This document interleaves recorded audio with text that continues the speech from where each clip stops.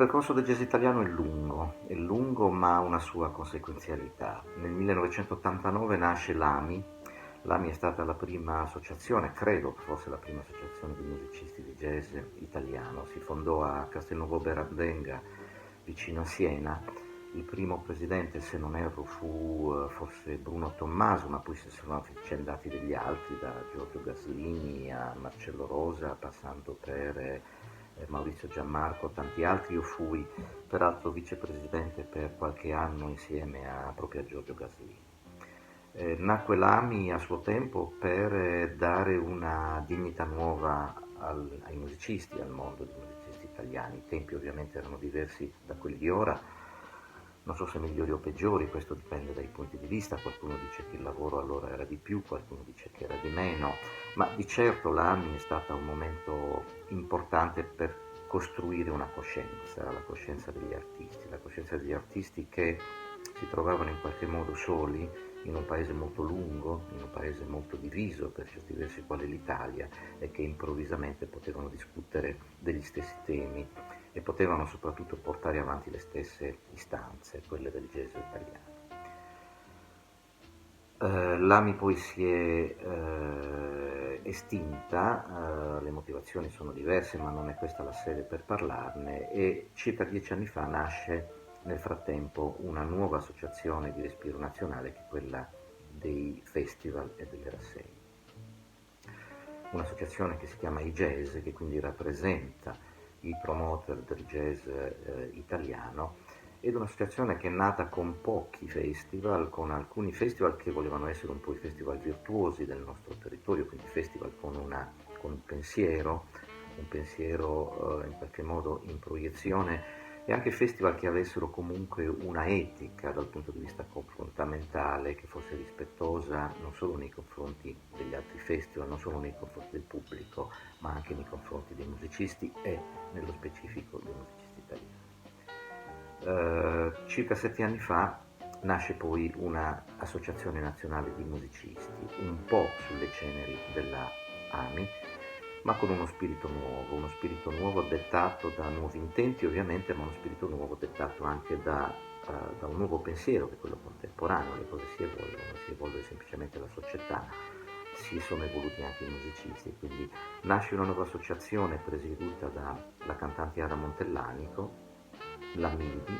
musicisti italiani di jazz, che inizia un nuovo percorso. Quindi due associazioni di respiro nazionale che si formano e che in qualche modo provano non solo a difendere gli interessi della propria categoria, ma che soprattutto, cosa nuova secondo me per il mondo del jazz italiano, cercano di dialogare tra di loro. Non più una divisione netta dunque tra i musicisti e i festival, laddove i direttori di festival erano nemici dei musicisti perché non chiamavano i musicisti italiani, e laddove probabilmente i musicisti erano i nemici dei festival perché criticavano l'operato degli stessi, ma un nuovo pensiero che sia capace di discutere, di collaborare, di provare a parlare la stessa lingua in un momento in cui tutto il comparto del jazz italiano necessita di alcune cose importanti. Il nostro jazz è un jazz molto evoluto, è un jazz molto ricco, è un jazz molto creativo, ma soprattutto ha una particolarità rispetto al jazz europeo, al jazz del mondo. È un jazz che si sviluppa, che semina, che raccoglie in un paese molto vasto, in un paese molto ricco dal punto di vista territoriale, dal punto di vista culturale, dal punto di vista della sua geografia. Probabilmente non c'è un paese ricco nel mondo come il nostro, e quindi questo crea un jazz di una grande ricchezza e di una grande varietà che ci viene invidiato nel mondo. 4 anni fa è iniziato un percorso importante, inatteso, con il Ministro della Cultura, Dario Franceschini, un percorso nato da una passione evidentemente sua nei confronti del jazz, oltre che un'attenzione verso il mondo della cultura. Probabilmente è stato uno dei pochi ministri che hanno, come dire, agito in un determinato modo e dei quali ricordiamo un operato preciso, quando in passato abbiamo avuto anche tanti ministri che ovviamente di cui non ricordiamo probabilmente neanche il nome, se non l'operato. Franceschini un giorno mi telefona, noi non ci conoscevamo, e mi dice: ho letto una sua intervista, ci parlavamo di lei, in cui parla del jazz italiano e la domanda di rito, la fatidica domanda finale era: come sta il jazz italiano? E io dissi alla stampa, alla giornalista della stampa, beh, stavamo iniziando un percorso, un rapporto con il ministro che era Brahi. Questo ministro purtroppo è stato destituito, speriamo che il nuovo ministro in qualche modo possa dare ascolto alle nostre istanze. Dice: venga a trovarmi. Così è stato. Io non sono andato da solo, sono andato con quelle che erano in quel momento le rappresentanze del nostro jazz, cioè con le figure che in qualche modo stavano lavorando in una determinata direzione per il bene del jazz italiano. Ed è nato tutto un percorso che ha portato all'organizzazione delle giornate del jazz dell'Aquila, dove dal 2015 abbiamo portato circa 600 musicisti all'anno e abbiamo portato decine e decine di direttori artistici di festival proprio per lavorare al fianco dei musicisti, ma poi anche i fotografi, anche i giornalisti. È stato istituito un bando strutturale per il jazz di 500.000 euro che nel 2017 è passato a 750.000 euro, che ora si spera possa diventare un bando stabile. I fondi del FUS per il jazz sono aumentati esponenzialmente nell'arco di pochi anni, e questo è un fatto ovviamente molto importante. Abbiamo messo in atto tutta una serie di iniziative, di attività, spesso suggerite dalle due associazioni che erano appunto la MIDI e l'IGESE, per dare una mano al jazz italiano, per sviluppare il jazz italiano, per provare a comprendere assieme quali erano, come dire, le falle della nostra musica e del sistema, cercare di svilupparle assieme. Le cose fatte sono molte, le cose da fare sono altrettante, ma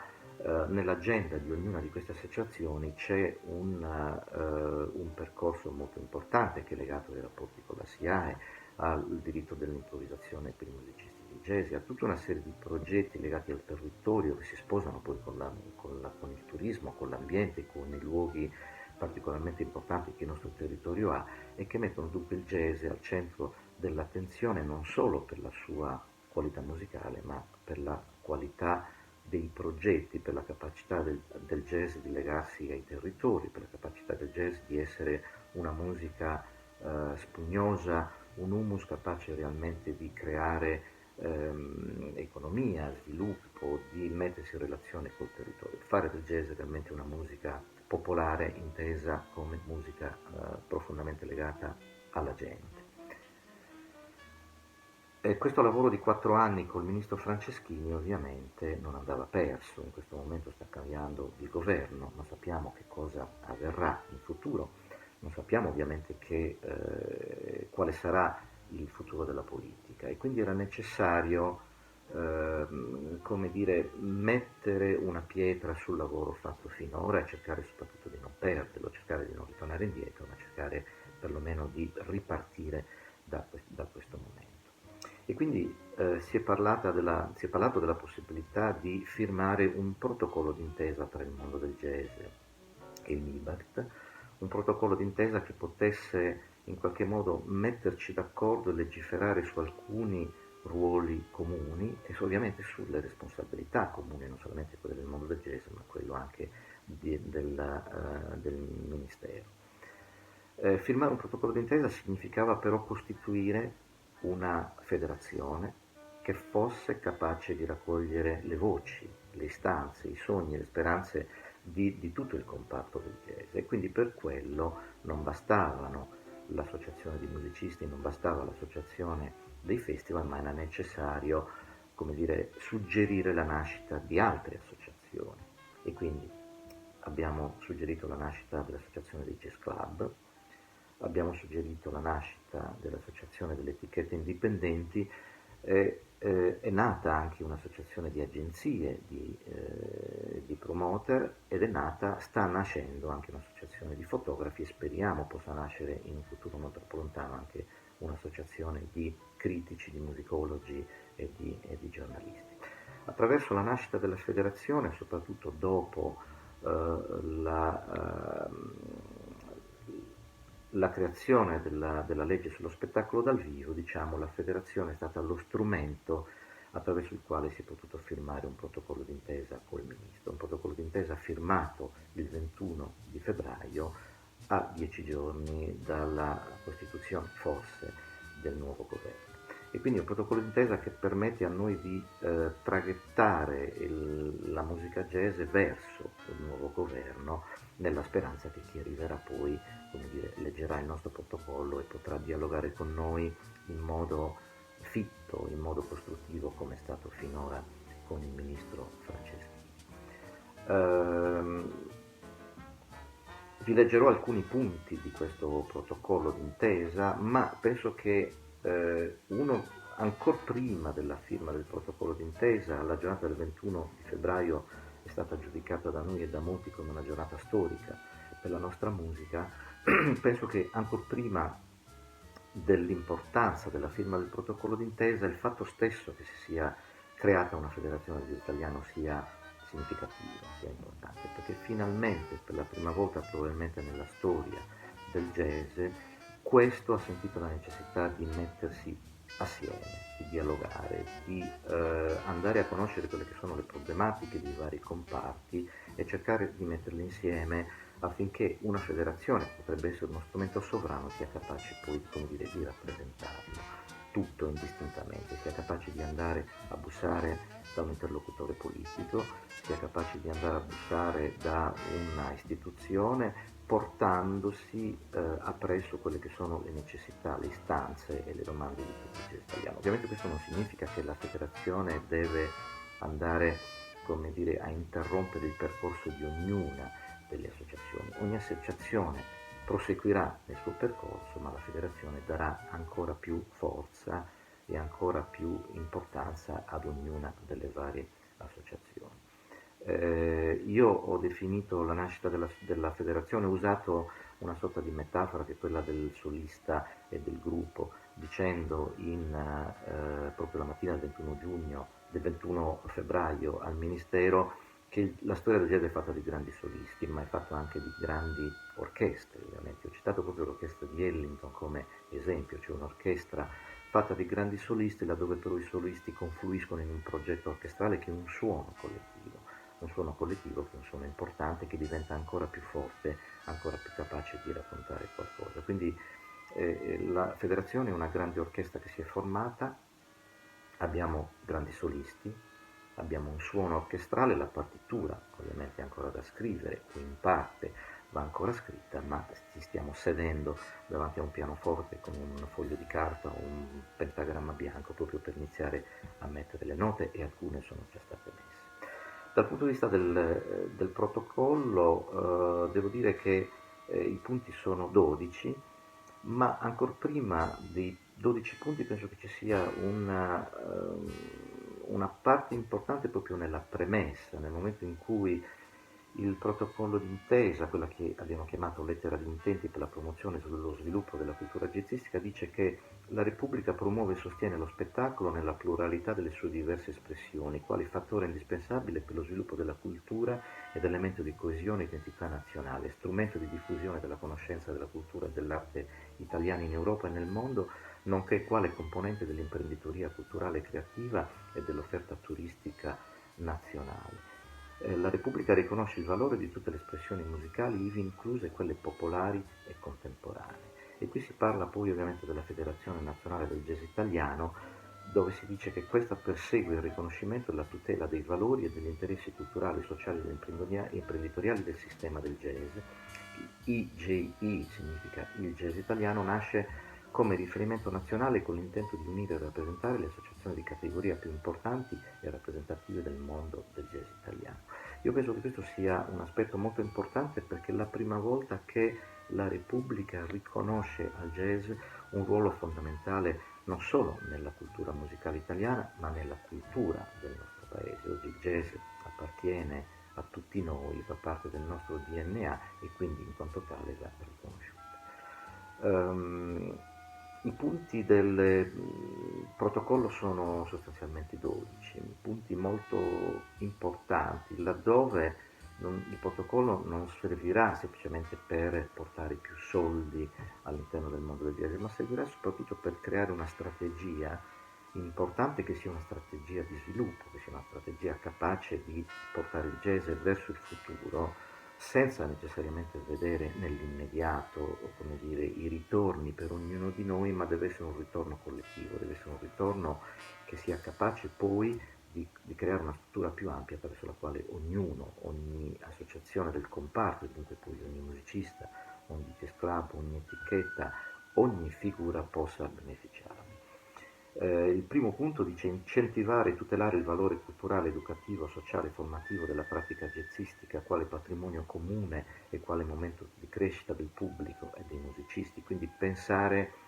non solo alla crescita dei musicisti ma alla crescita del pubblico. Siamo in un momento storico in cui il pubblico è sempre più, diciamo, anziano e quindi necessitiamo di un nuovo pubblico, abbiamo bisogno di andare nelle scuole, abbiamo bisogno di raccontare che cos'è il jazz agli altri, abbiamo bisogno di soprattutto andare nei luoghi dei giovani, nei luoghi dei ragazzi, addirittura dalla prima infanzia, proprio perché il jazz è una musica con un grandissimo potenziale, una musica che unisce, una musica che avvicina gli altri. Il punto 2 dice promuovere la diffusione del jazz italiano nel mondo, favorendo campagne di comunicazione mirate e occasioni di scambi professionali in ambito internazionale. Quindi un jazz italiano che ovviamente non vuole essere un fenomeno solamente nazionale, ma un jazz italiano che pur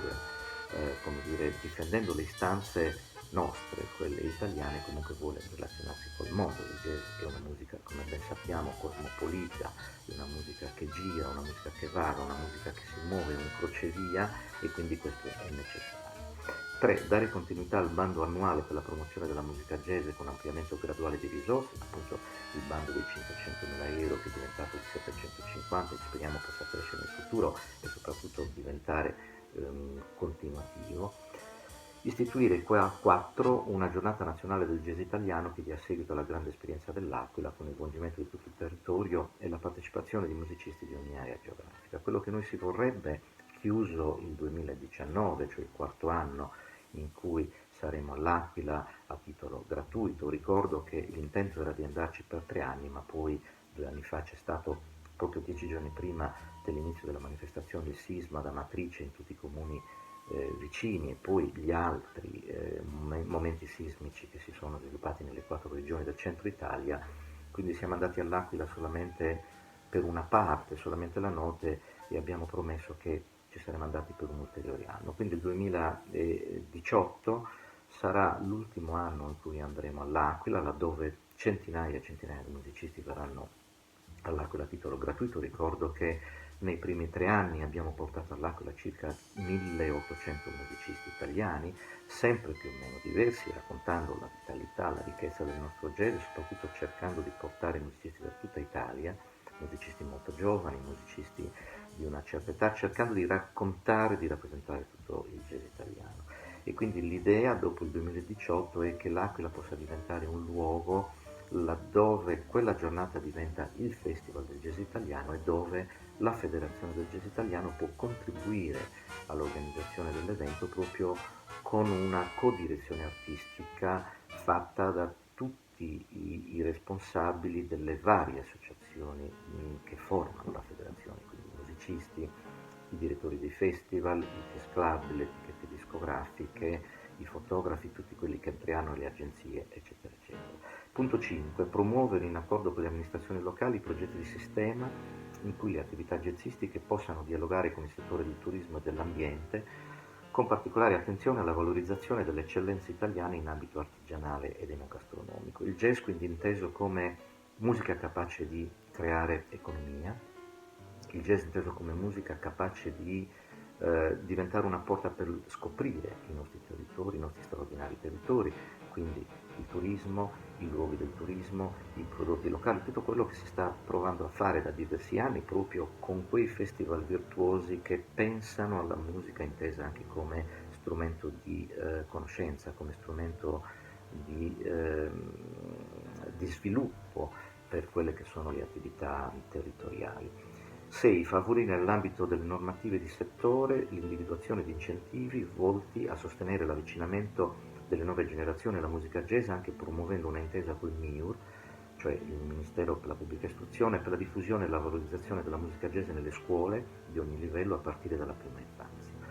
È già stato detto prima, ma proprio a brevissimo il primo appuntamento dell'agenda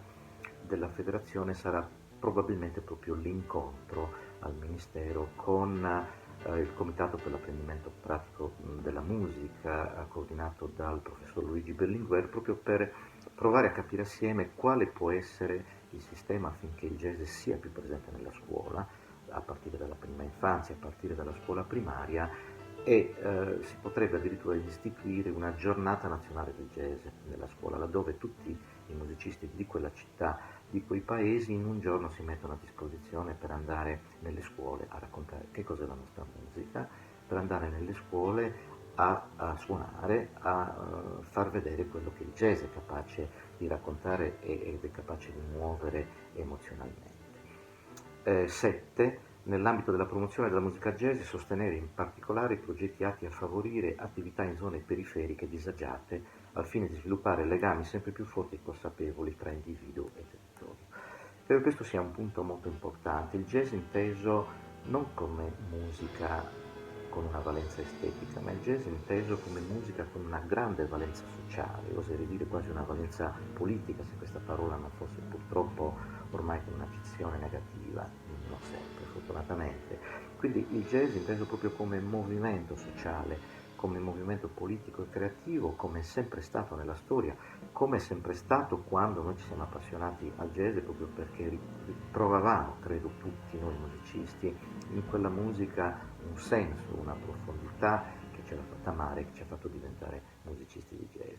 Il punto 8. Promuovere un'intesa con il Ministero degli Esteri e con la SIAE finalizzata alla realizzazione di un progetto di residenze d'artista per i giovani musicisti italiani sia in Italia che all'estero, anche nell'ottica di favorire l'incontro con esperienze e saperi di artisti di altri paesi. Lo stiamo già facendo con un progetto importante che si chiama AIR, Artisti in Residenza, un progetto sviluppato proprio dall'Associazione Nazionale dei Musicisti.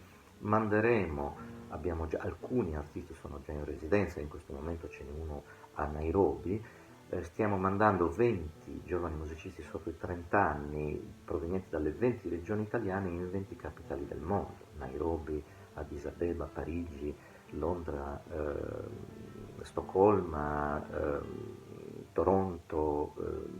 tantissime città nel mondo, adesso non le ricordo tutte, ma sono veramente tante, Vienna, Budapest, eccetera, proprio per un'esperienza di crescita personale. Lo abbiamo già fatto in passato con Copenaghen, è stato un risultato straordinario. Fabio Giachino, talentuosissimo pianista italiano, ha vissuto a Copenaghen per un determinato periodo e lì ha avuto modo di conoscere i musicisti, di collaborare con musicisti locali, di suonare ovviamente nei luoghi della città, addirittura ha registrato un disco. Questa esperienza di Copenaghen è stata per noi molto formativa e l'abbiamo ampliata, fatta diventare un progetto molto più ampio. Lamentiamo sempre il fatto che i giovani hanno poche opportunità,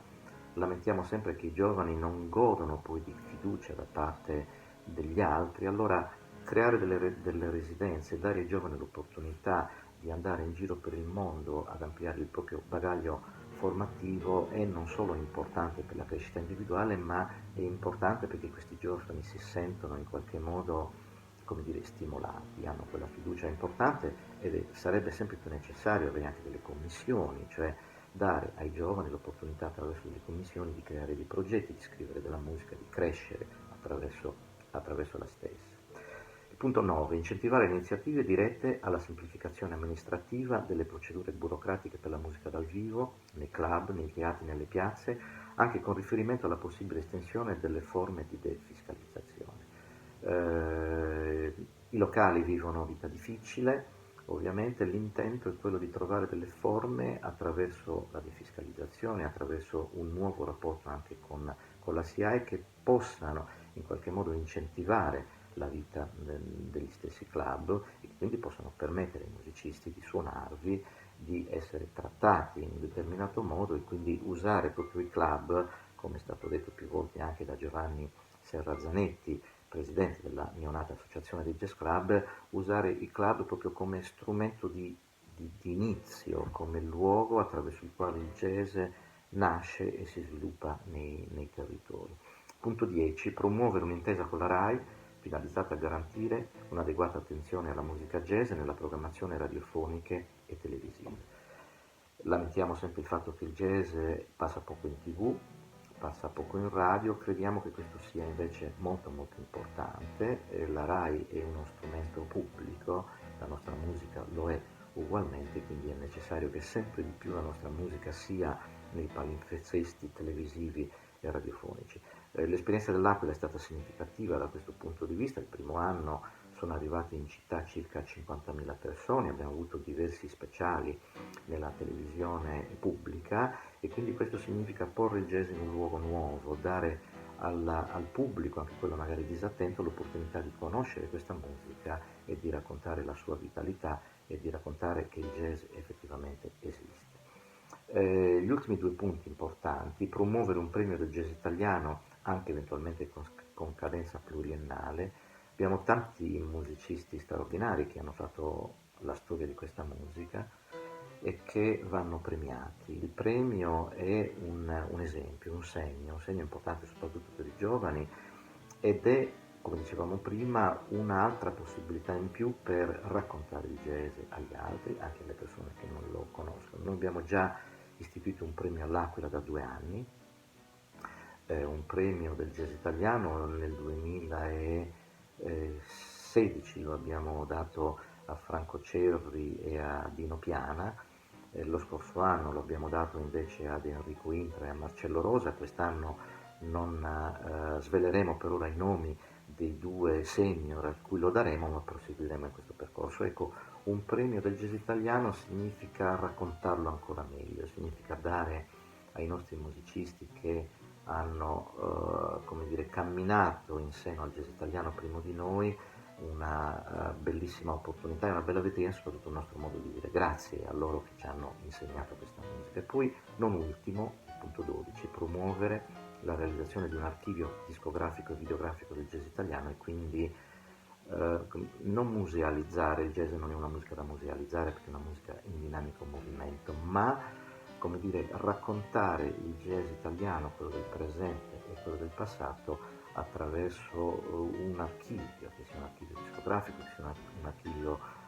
videografico, che sia capace di portare all'interno tutta quella vasta esperienza, quella ricchissima esperienza di tutti i festival che ci sono in Italia, di tutte le etichette discografiche, di tutto quello che è stato scritto, di tutto quello che è stato raccontato attraverso documentazioni di natura appunto di immagini, di discografia, di fotografie. Ecco, un archivio del jazz italiano che da qualsiasi parte del mondo poi si possa consultare, laddove ognuno dal mondo possa vedere la ricchezza e la vitalità della nostra musica. Ricchezza e vitalità che va salvaguardata, che va mantenuta, che va cresciuta ovviamente, e questo può accadere solamente se quell'orchestra di cui parlavamo prima continuerà a provare. Più proveremo, più saremo forti, più proveremo, più i nostri brani saranno perfetti, e un'orchestra è sempre come le ultime di Gil Evans, aperta, laddove l'ingresso del prossimo, la possibilità che gli altri ne possano fare parte, è l'unico modo per dargli una lunga vita. Speriamo che il jazz italiano possa avere lunga vita. Oggi abbiamo uno strumento in più, che è quello della Federazione Nazionale di Jazz Italiano. Grazie.